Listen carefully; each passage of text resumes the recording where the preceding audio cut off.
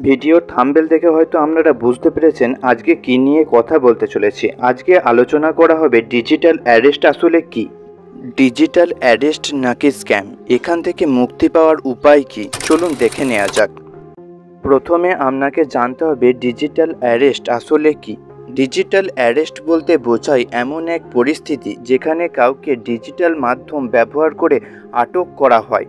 তো বর্তমানে digital arrest শব্দটি একটি স্ক্যামের সাথে জড়িত হয়ে গেছে। বর্তমানে কিছু অসাধু লোকজন ডিজিটাল অ্যারেস্ট শব্দটিকে প্রতারণামূলক কাজে ব্যবহার করছে। এখন আপনাদের মনে প্রশ্ন আসতে পারে কিভাবে হয় এই প্রতারণা। দেখুন, আপনাকে প্রথমে একটি আননোন নাম্বার থেকে ফোন করবে।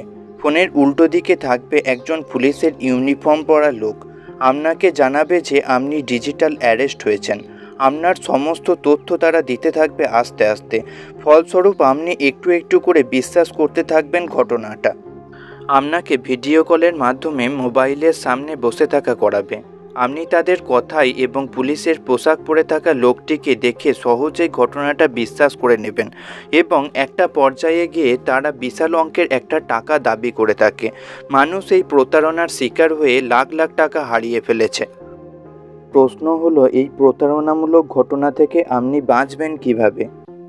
সব সময় সতর্ক থাকুন। আননোন নাম্বার থেকে আসা কোনো লোভনীয় ফাঁদে পা দেবেন না, অযথা আননোন লিঙ্কে ক্লিক করবেন না। তারপরেও যদি ডিজিটাল অ্যারেস্টের মতো ঘটনার শিকার আপনি হয়ে থাকেন, তাহলে অবিলম্বে নিকটবর্তী থানা ও সাইবার পুলিশ সেন্টারে যোগাযোগ করুন। এরকম নতুন নতুন ভিডিও পাওয়ার জন্য BWM বাংলা ইউটিউব চ্যানেলটিকে সাবস্ক্রাইব করে আমাদের পাশে থাকবেন।